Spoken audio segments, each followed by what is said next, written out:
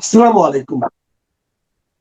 অন্য মঞ্চের আজকের আলোচনায় আমাদের অতিথি হিসেবে আছেন বিশিষ্ট সাংবাদিক জনাব মঞ্জুর আলম পান্না। জনাব মঞ্জুর আলম পান্না, আপনাকে আমাদের অনুষ্ঠানে স্বাগত জানাচ্ছি। অনেক ধন্যবাদ মাসুদ ভাই। জনাব পান্না, আপনি জানেন গত কদিন ধরেই তারেক রহমান দেশে আসার পর থেকে দেশের রাজনীতির যেন নতুন একটা মানে আমরা ধারা দেখছি। কিছু লোককে দেখছি যে তারেক রহমানকে নিয়ে তারা বেশ উচ্ছ্বাসে আছেন। আবার যারা তারেক রহমানের বিরোধী যারা আছেন, বিশেষ করে জামাতে ইসলাম ধরেন অথবা অন্যান্য দলগুলো, তাদের মধ্যে যেন এক ধরনের আমার কাছে মনে হচ্ছে যেটা আর কি, তারা যেন কিভাবে তারেক রহমানের এই অনেকটা ঝড়ের মতোই, তো তারেক রহমান যখন যেখানে যাচ্ছেন বিপুল লোক জনসমাগম হচ্ছে, তাকে দেখার জন্য জনগণের এক ধরনের উৎসাহ উৎসুক দেখা যাচ্ছে সবাই। এর বিপরীতে এটাকে কিভাবে হ্যান্ডেল করা যায় তারও একটা যেন আমি চেষ্টা দেখছি। আবার এর মধ্যে যেহেতু নির্বাচন ঘনিয়ে আসছে, নির্বাচনের আহ জোট কিভাবে হবে, প্রার্থী কে হবে, কাকে কে ছাড় দিবে, কার কাছ থেকে কে কতটা আদায় করবে, তারও যেন এক ধরনের প্রতিযোগিতা দেখতে পাচ্ছি। তো সব মিলিয়ে আমার জন্য একটু ব্যাপারটা হতাশাব্যঞ্জক এই কারণে, আমি এখানে দেখছি যে জনগণকে নিয়ে যে রাজনীতি হওয়া উচিত ছিল, এত কিছুর মধ্যে সেই জনগণ যেন অনুপস্থিত। তো এই সব মিলিয়ে তারেক রহমানের আশা উপস্থিতি এবং তার কারণে অন্যান্য যে রাজনীতি, এই সব মিলে আপনার অবজারভেশনটা কি প্রাথমিকভাবে? আম, মাসুদ ভাই, কথার জন্য কথা আমাদের যে চ্যানেল, সেটার জন্য শুভকামনা দর্শকদের পক্ষ থেকে এবং আমার পক্ষ থেকে। আচ্ছা, সেটা হচ্ছে কি যে আমরা দেখেছি, দেখেন, 15.5 বছর আওয়ামী লীগের যে শাসন আমল, সেটিতে আহ শেখ হাসিনাকে এক প্রকার ঈশ্বরের পর্যায়ে নিয়ে যাওয়া হয়েছিল আওয়ামী লীগের পক্ষ থেকে। তো বটেই, সাংবাদিকদের একটি শ্রেণীর পক্ষ থেকে, গণমাধ্যম প্রায় সবগুলোই, হাতে গোনা দু একটা ছাড়া সবাই ঈশ্বর বন্দনা করছিল শেখ হাসিনাকে কেন্দ্র করে।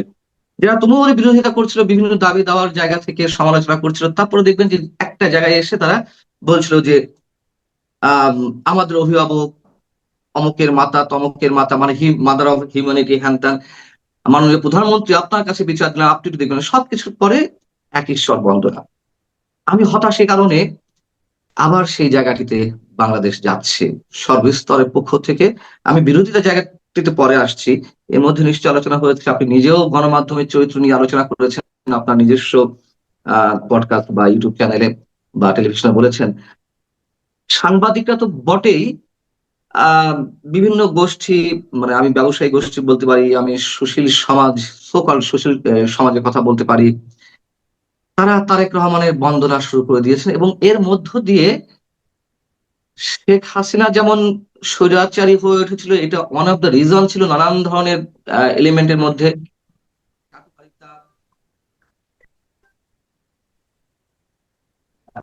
তার থেকে শুরু করে তোষামোদী এবং যে ভাষায় আমরা বলি না কেন, শেখ হাসিনা স্বৈরাচারী হয়ে উঠেছিলেন তারেক রহমানের মধ্যে। আমি তেমন একটি বিষয় দেখার আশঙ্কা করছি। মিডিয়া যে বাড়াবাড়ি করেছে, এটা তো গত কয়েকদিনে আমরা হয়তো মুষ্টিমেয় কয়েক ব্যক্তি আলোচনা করছি। আর বিরোধিতা কথা বলবেন, এই বিরোধিতাকেও আমি দুই ভাবে দেখতে চাই। একটি হচ্ছে সাংঘাতিক একটা চরম নৈরাজ্যমূলক রাজনীতির অবস্থান থেকে, যে এখন সবার অভিন্ন শত্রু বিএনপি, সবার বলতে জামাত, এনসিপি বা যে সোকল্ড ইসলামী দলগুলো আছে, তাদের জায়গা থেকে তুমুল বিএনপি কে আক্রমণ করা হচ্ছে। এটি সত্যি সত্যি নাকি এটা একটা পোর্ট্রেট করার চেষ্টা করা হচ্ছে, আমি জানি না। যে না, বাংলাদেশে বিরোধী মত আছে বা প্রতিযোগিতামূলক রাজনীতি আছে, সেটি দেখানোর চেষ্টা করা হচ্ছে, আমি জানি না। এই জন্য আমি কনফার্ম নই যে কোনো একটিতে। দেখুন, একদিকে তারেক রহমান 71-এর আমাদের যে মহান মুক্তিযুদ্ধ, তার আদর্শে দেশ পরিচালিত হবে এমন কথা তিনি বলছেন, আমাদেরকে উই হ্যাভ এ প্ল্যান এমন কথা বলাচ্ছেন, মানে শোনাচ্ছেন। এবং একটা সমতা ভিত্তিক রাষ্ট্র বিনির্মাণের কথা তিনি আমাদেরকে জানাচ্ছেন যে বিএনপি ক্ষমতা এলে এই করা হবে। আবার পাশাপাশি উগ্র সাম্প্রদায়িকতাবাদ, উগ্রবাদী মৌলবাদী গোষ্ঠী, তাদের বিরুদ্ধে কিন্তু আমরা স্পষ্ট উচ্চারণ শুনতে পারছি না। তখন 24-এর গণ আন্দোলন, আমি এটাকে ছোট করে দেখছি না, তারপরেও তো যথেষ্ট বিতর্কের সৃষ্টি করেছে। উনি আসলে কোথায় কাকে কিভাবে ধরে রাখবে, কার মন জয় করবে, এখনো পর্যন্ত কিন্তু আমাদের কাছে স্পষ্ট নয়। এবং আপনি আপনার চোখে সম্ভবত পড়েছে Al Jazeera, Eurasia Review, the Statesman, এরা কাছাকাছি একটা লেখা প্রকাশ করেছে, মানে যার যার অবস্থান থেকে, কিন্তু আমার কাছে পাশাপাশি মানে কাছাকাছি মনে হয়েছে। সেখানে বলছে যে তারেক রহমানের জন্য দুটো চ্যালেঞ্জ। একটা হচ্ছে দলীয় অবস্থান থেকে, তিনি আসলে তার দলের অবস্থান থেকে সাধারণ মানুষের কাছে কি মেসেজটা দেওয়ার চেষ্টা করছেন, সাধারণ মানুষের আস্থা তিনি কতটুকু অর্জন অর্জন করবেন। তিনি একটা অসাম্প্রদায়িক ধর্মনিরপেক্ষ রাষ্ট্র, একাত্তর চেতনার একটা রাষ্ট্র বিধান বিনির্মাণ করবেন, সেটার জন্য তিনি কি করতে চান, সেই মেসেজটা যদি সত্যি সত্যি দিতে চান বা দিতে পারেন, তাহলে তারেক রহমানের জন্য অনেক বাধার মধ্যেও হয়তো তার প্রতি মানুষ আকৃষ্ট হবে। আর একটা হচ্ছে জামাতকে তিনি কিভাবে চ্যালেঞ্জ করবেন।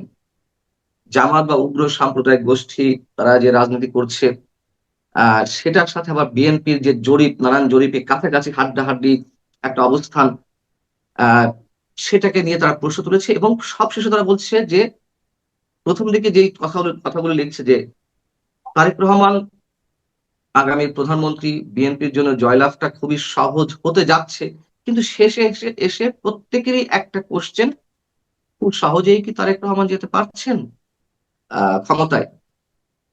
অর্থাৎ অনেকগুলো কোশ্চেন আছে। এই জন্য আমি বলছি যে বিএনপি এখনো তার নিজের অবস্থানটি ক্লিয়ার করতে পারেনি। নির্বাচন যদি 12ই ফেব্রুয়ারি হয়, হাতে আছে আর মাত্র 1 মাস 8-10 দিন। এবং একটা উদাহরণ দিয়ে আমি শেষ করি এই এই জায়গাটিতে। আপনি দেখেন যে আমি বলছিলাম তাদের স্ট্যান্ডটি ক্লিয়ার করতে পারছে না। আহ গতকাল কি বার ছিল? শনিবার। শনিবারে যখন হাদির কবর জিয়ারত করতে গেলেন, তখন ওইখানে একজন শিক্ষক তারেক রহমান সন্ত্রাসী, তারেক রহমান দুর্নীতিবাজ, এরকম একটা স্লোগান দিচ্ছিল। তো তাকে বিএনপি নেতাকর্মীরা ধরে শাহবাগ থানায় সোপর্দ করলো।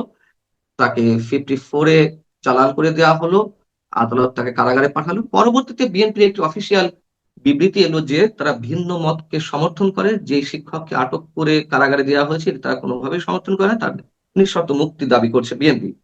ওয়ারাজ এর মধ্যে যে কজন সাংবাদিককে আটক করা হয়েছে, আমি অন্যদের কথা বাদ দিলাম যাদের বিরুদ্ধে হত্যা মামলা করা হয়েছে বা যা অনেকের বিরুদ্ধে চাটুকারিতার অভিযোগ আছে আওয়ামী লীগ আমলে, আনিস আলমগীর আপনার সহকর্মী, আমারও সহকর্মী, আমার বড় ভাই, তিনি যে আটক হলেন, অথবা আমি নিজের কথা বলতে হচ্ছে, আমিও যে আটক হয়েছিলাম, আমাদের কারোর পক্ষে কি বিএনপি এই ধরনের কোনো কথা বলেছিল যে না, তাদেরকে আটক করা ঠিক হয়নি, তাদের মুক্তি দাবি করছি?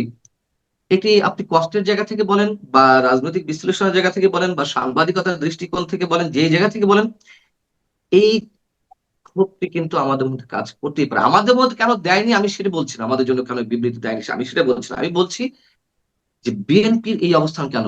আনিস আলমগীর আমার ক্ষেত্রে কি বলেছিল আমি জানি না, আমি তো তখন ভেতরে ছিলাম কারাগারে। আনিস ভাইয়ের কিছু বিরুদ্ধে, বলেন?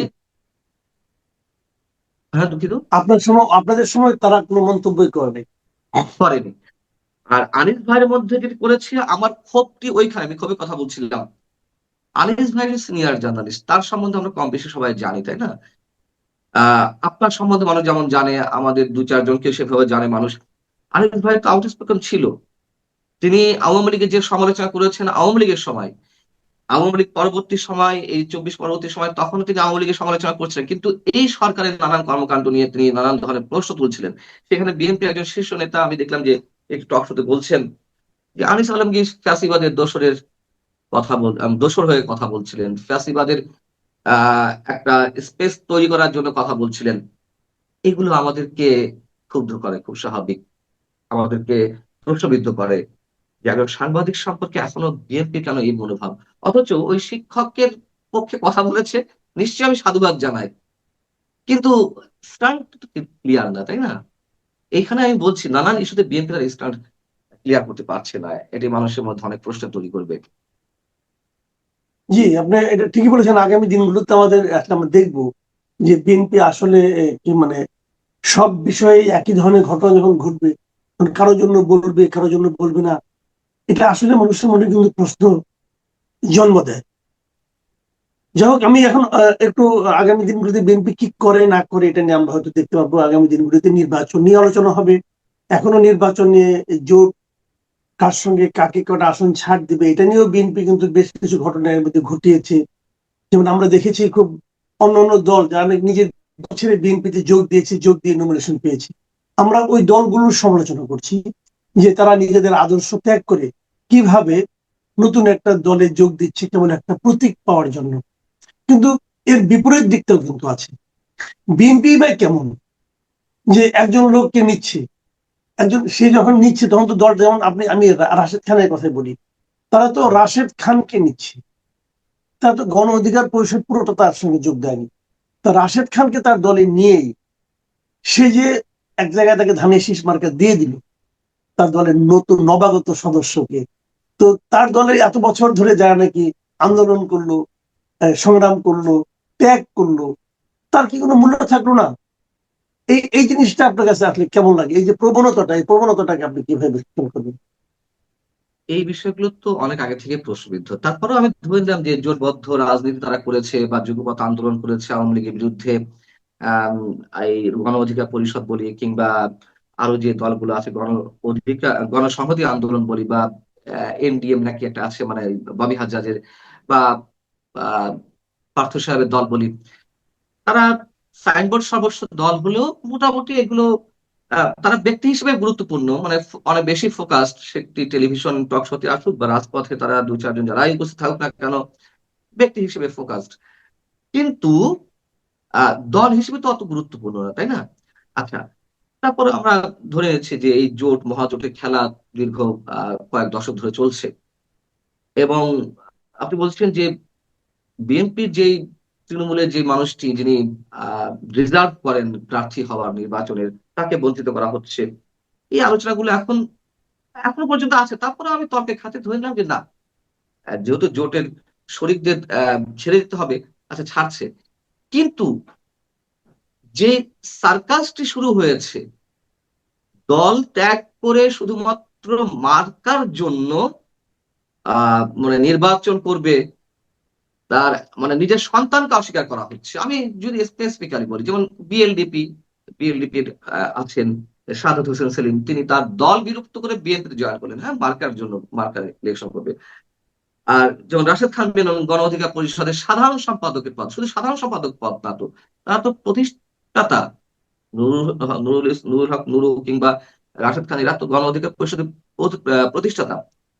নিজের সন্তানকে অস্বীকার করে শুধুমাত্র একটা এমপি পদের নিশ্চয়তার জন্য তারা বিএনপিতে জয়েন করলেন। আমরা কত হাসাহাসি করেছি না?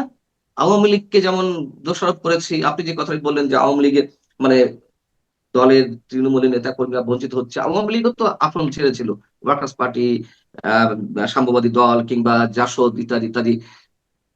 আমরা আওয়ামী লীগের সমালোচনা করেছিলাম, তার চেয়ে বেশি সমালোচনা করেছিলাম, আমরা হাসাহাসি করেছিলাম যে ইনু সাহেবের মতো মানুষরা বলছেন যে আমাকে তো নৌকা দিতেই হবে, ওইখানে নৌকার কোনো প্রার্থীও দাঁড়াতে পারবে না তো বটেই, অন্য কোনো প্রার্থীও দাঁড়াতে পারবে না, কোনো স্বতন্ত্র বিদ্রোহী প্রার্থী দাঁড়াতে পারবে না। তার মানে ইনু সাহেবের মতো মানুষরা মেম্বার ইলেকশনে অথবা ইউনিয়ন পরিষদ চেয়ারম্যান ইলেকশনে দাঁড়িয়ে আপনি জিতে আসতে পারেন, সেই ইউনূস মানুষকে সাহেবের কথা বুঝতে তাদের পারলেন? অংশগ্রহণ।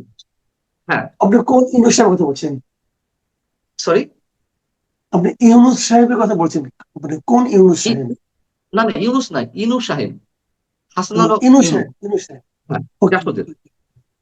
তো এখন আমরা কি দেখছি, তারা তো দল বিলুপ্ত করে কিংবা এরকম বড় বড় পদ পদবি ত্যাগ করে আওয়ামী লীগের নৌকার জন্য ইলেকশন করেছে তা না। আমরা কিন্তু ওই সময় হাসাহাসি করেছি, আমরা বিস্ময়ের সঙ্গে যেমন সবকিছু খেয়াল করেছি, আবার হাসির খোরাকও আমাদেরকে জুগিয়েছে এই বিষয়গুলো। আর এখন এইগুলো মানে তার চেয়েও বেশি দেখছি, পুরো দল বিলুপ্ত করে অথবা দলের পদ পদবি ছেড়ে পুরো বিএনপিতে জয়েন করে গুরুত্বপূর্ণ পদধারীরা তারা এই কাজগুলো করছে। আর তো কিছু থাকছে না, এরপরে আর কি থাকতে পারে? আমি জানি না এরপরে আরো কত সার্কাস আমরা দেখবো। আমার তো মনে হয় দ্বিদলীয় ব্যবস্থায় মানে ইস্টাবলিশ করা উচিত বাংলাদেশে, আর সব বিলুপ্ত করে দেওয়া উচিত। বিএনপি এবং 7টা 8 যে কোনো একটি দল, এখন তো আওয়ামী লীগ নাই, এখন হয় যদি আওয়ামী লীগ ফিরে আসে, আওয়ামী লীগ রাজনৈতিক কার্যক্রমের উপর যে নিষেধাজ্ঞা সেটি তুলে দেওয়া হয়, তাহলে দ্বিদলীয় রাজনীতি, এমনিতে দ্বিদলীয় রাজনীতি চলছে। আর এত দলমল করে মানে পরিবেশ নিষিদ্ধ করা হচ্ছে। আমরা দেখেছি না যে এর আগে আওয়ামী লীগের সময় যা ঘটেছে, বিভিন্ন এজেন্সির মাধ্যমে বিভিন্ন ভুইফোর্স রাজনৈতিক প্রতিষ্ঠান গড়ে তোলা হয়েছে, এতগুলো দল নির্বাচনে অংশগ্রহণ করছে এটি দেখানোর জন্য আন্তর্জাতিক বিশ্বকে। এখন তো তার চেয়ে জঘন্য কিছু ঘটছে। এখন আপনি বলছেন মানুষের কথা কেউ ভাবছে না। মানুষের কথা গত কয়েক দশক ধরে বাংলাদেশের রাজনীতি কখনো ভাবেনি। বাংলাদেশের যে রাজনৈতিক দলগুলো গুরুত্বপূর্ণ ভূমিকা পালন করে রাজনৈতিক মঞ্চে, তারা ভাবেনি, এখনো তো ভাবছে না। একেবারে আমার কাছে, শুন ভাই, আমার কাছে এগুলো একেবারে স্রেফ পুস্তকের কথা, যে আগামী দিনে ভোট হবে, মানুষ নির্বাচিত হবে, নির্বাচন করবে। এই যে ভোটটি অনুষ্ঠিত হতে যাচ্ছে বিতর্কের মধ্যে দিয়ে, শুধু সেই নির্বাচন নয়, গত কয়েকটি নির্বাচন সহ আগামীতে যা হতে যাচ্ছে, আমার কাছে এগুলো স্রেফ একটা নাটক মঞ্চস্থ করার মতো বিষয় ঘটছে। এবং আমি এখনো বিশ্বাস করি, সেটি আপনি আমাকে যাই বলুন না কেন, এবং সাধারণ মানুষ যাই ভাবুন না কেন, আমি মনে করি না বাংলাদেশের মানুষের ভাগ্য নির্ধারণের ক্ষমতা বাংলাদেশের মানুষের হাতেই আছে। এটা বহির্বিশ্ব থেকে পরিচালিত হয়, এখনো হচ্ছে। এগুলো শুধুমাত্র একটা ডিজাইন, এগুলো জাস্ট নাটক মঞ্চস্থ করা, নির্বাচন নির্বাচন খেলা। আর অভ্যন্তরীণ পর্যায়ে যা খেলছে, চরম নোংরামি পর্যায়ে গেছে। আচ্ছা, আমি একটা শেষ প্রসঙ্গে আসি। আমরা যে রাজনৈতিক দলটা নিয়ে আমি বিশেষ করে ব্যক্তিগতভাবে খুবই আশাবাদী ছিলাম শুরু থেকে, এই এনসিপির যে অবস্থা দেখছি এখন, তো এটা তো রীতিমতো একটা মানে এলোমেলো অবস্থা। এনসিপি মানে কার সঙ্গে যাবে কার সঙ্গে যাবে না সবারকে তারা গালাগালি করলো। আবার একসময় দেখলাম যে যে জামাত তাদেরকে, জামাতের বিরুদ্ধে তারা বললো, জামাত বললো যে বাপের চেয়ে বেশি বড় হইও না, অমুক তমুক। এখন দেখা গেলো সে বাপের কাছে এসে চলে গেল এবং জামাতের সঙ্গে যাচ্ছে বলে এনসিপির মধ্যে আবার অনেকে গোসা করলেন, অনেকে বিবৃতি দিলেন, অনেকে লেখলেন, আগে থেকে কিছু লোক ঝরে পড়লো। এবং এনসিপির যে আপনার সবচেয়ে যে মুখটা সবার কাছে পরিচিত ছিল এবং সবার কাছে গ্রহণযোগ্য একটা মুখ ছিল, সেই তাসনিম যারা, যিনি নমিনেশনও পেয়েছিলেন এনসিপি থেকে, হঠাৎ করে তিনিও পদত্যাগ করলেন এবং পদত্যাগ করে বললেন যে তিনি নাকি স্বতন্ত্র নির্বাচন করবেন। আবার এদিকে কালকে দেখলাম একটা মিডিয়াতে এনসিপির এক নেতা সরোয়ার তুষার, তিনি বলতেছেন যে তাসনিম যারা নাকি এনসিপি কে ব্যবহার করে এখন ব্যক্তিগত স্বার্থ হাসিলের চেষ্টা করছে। তো এই মোটামুটি একটা শুরু হয়ে গেল। এটা কি আসলে বলেন তো? এটা কি আপনি খুব ভালো করে জানেন? এখন আপনি অতিথি হিসেবে আমাকে ডেকেছেন বিধায় আপনি প্রশ্নটা করছেন, সেটা আপনি নিজেও ভালো করে জানেন। আর এতে তো আসলে বিস্ময়ের কিছু নেই, যা হওয়ার কথা ছিল তাই হচ্ছে। এবং এনসিপি কে তো জামায়াতের বি টিম হিসেবে ফ্রম দ্য বিগিনিং অনেকে বলার চেষ্টা করেছেন, চিহ্নিত করার চেষ্টা করেছেন। আমি নিজেও এনসিপি উপর ক্ষুব্ধ ছিলাম, এখনো আছি। তখন আমার চাওয়ার প্রত্যাশাটা তাদের কাছে অনেক বেশি ছিল, যে তরুণরা সামনে এগিয়ে এসেছে, তাদের চোখে অনেকে স্বপ্ন দেখতে চেয়েছিল, তাদের মাধ্যমে অনেকে বাংলাদেশের একটা পরিবর্তনের ধারা আশা করেছিল। কিন্তু যখন দেখলাম তাদের মধ্য দিয়েই মবক্রেসির জন্ম, তাদের নেতাদের হাত দিয়েই, যখন দেখলাম তাদের মাধ্যমে একাত্তরকে বিতর্কিত করার চেষ্টা করা হচ্ছে, যখন দেখলাম তাদের মধ্যে একটা উচ্চাভিলাষী, একটা ভয়ঙ্কর আহ তাদের যে আকাঙ্ক্ষা, লোভ, এবং এনসিপির বিরুদ্ধে যে বিগত কয়েক মাস ধরে, মানে শুরু থেকেই, আগে বৈষম্যবিরোধী ছাত্র আন্দোলন ছিল, গত ফেব্রুয়ারিতে সম্ভবত এই দলের আত্মপ্রকাশ ঘটলো।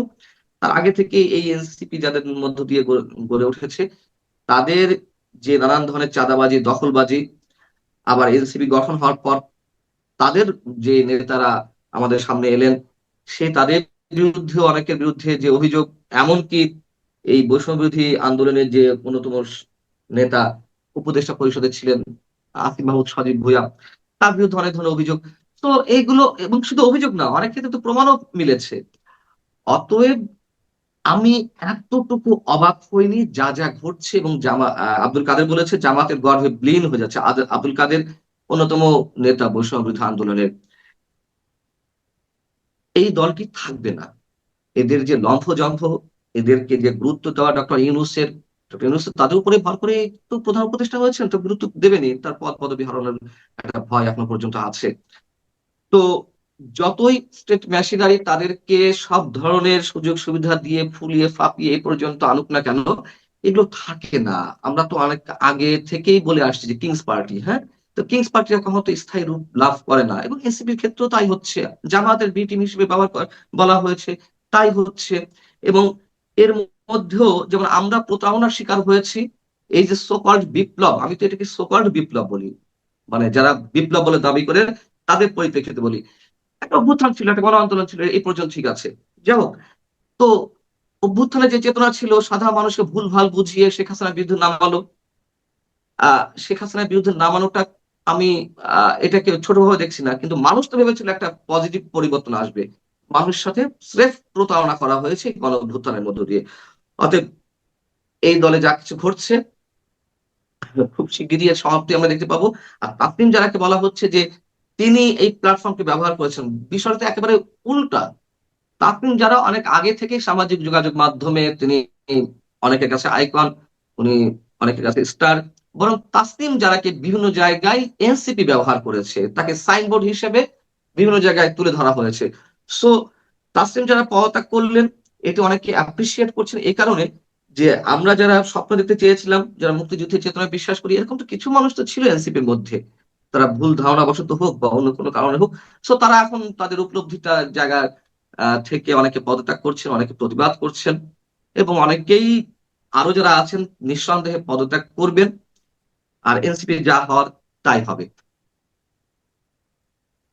জি, অনেক ধন্যবাদ জনাব মঞ্জুর আলম পান্না। প্রিয় দর্শক, আপনারা শুনলেন যে বিভিন্ন বিষয়ে সাংবাদিক মঞ্জুর আলম পান্নার ব্যাখ্যা। আপনাদের কেমন লাগলো লিখে জানাবেন। আগামীতে আমরা আবারও আলোচনায় বসার চেষ্টা করব। সবাই ভালো থাকবেন। আল্লাহ হাফিজ।